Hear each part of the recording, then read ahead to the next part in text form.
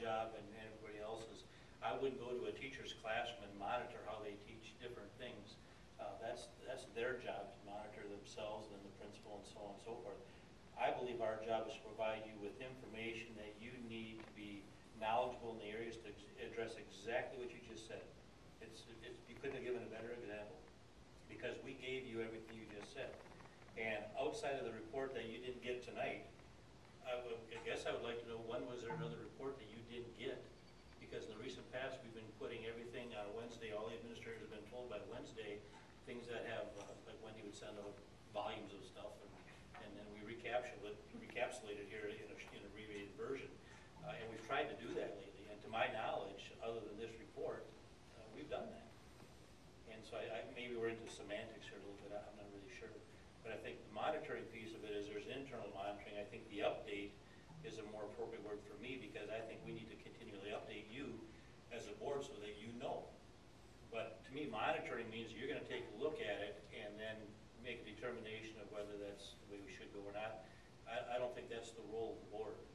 Now, the role of the board would be to question, are we sure we're going in the right direction, or those kinds of things. So, and I say that because I think we're just using semantics and how the word monitoring is used. I think the way you're interpreting is fine for you.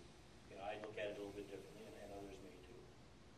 Yeah, this is what I was going to say earlier. As a director, you've got to give us direction, because the last time I presented an update, I was told that's extremely redundant. We know all that information. We don't want that back information. So no offense, but Steve doesn't write those reports. We write them as directors. So we're happy to give you whatever you want and be as transparent as possible, hence the millions of volumes of information we give you, because we're proud of our work. Our teachers are fabulous and do great work. And we do update you, and that's what Luann did. And I understand you want it early, and we're happy to do that. But when we give you a plan, we follow that plan. If we delineate from that, we'll tell you in an update. But we don't create new plans. The technology plan is followed to the letter and worked on and adapted, and you're informed of that. The literacy plan you heard will be followed, and if it has to be adapted at an update time, we ensure you we will do that, but we don't include all of that information. We're happy to do that. I think Luann did do that with her objectives tonight, because she knows that's important for you to find that information. So just tell us, and we're happy to be transparent and put it all in there. But I also don't want to bore you and be redundant, because we like to create volumes of information to share. So we want good direction, and we'll give you it all as early as you want it. Can I say something? Certainly. I read through these board evaluations for the last 4 years, and I vividly remember and took notes on all the staff development or board development activities that we've had, from the lady from Alverno, from the people from Hamilton, to Bill Foster brought some things, and so on and so forth. And I think the role of the board is very clear. I think you can pick up, if you pick up just the basic booklet you were given the initial time that you became a board member, it couldn't be spelled out any simpler or clearer. But here's my point. This is no different than what we teach kids in kindergarten. It's respect for each other's opinion. It's treating everybody with courtesy, and that goes a long way. There have been a number of times when we as administrators have really felt on the spot. And to me, that's not professional, because a simple phone call ahead of time would have solved a lot of problems. And there are many, many times when we are felt to be attacked, so to speak. And I think that's been recognized by our audiences. It's been brought to our attention by people who have sat in our audiences who recognize that.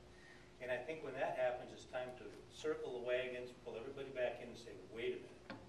Every one of you has a great deal to offer as a board member. And it's not my job to lecture you. But it's not my job to lecture my son on common courtesy other than when he's brought up either.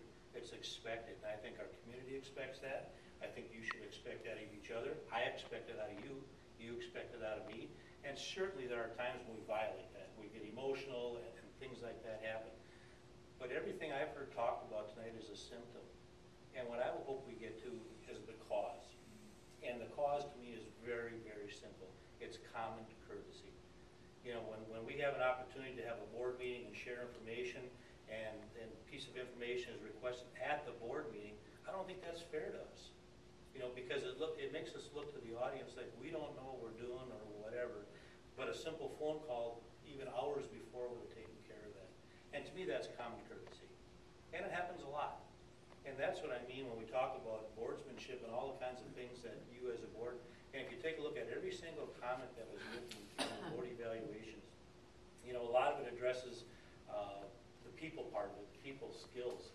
And unfortunately, in our society, we've really disbanded that. We operate in a society now where anybody who writes an article or a blog or whatever can attack anybody they want, and usually without fact basis or without knowing all the facts, or without even having the common courtesy to call somebody.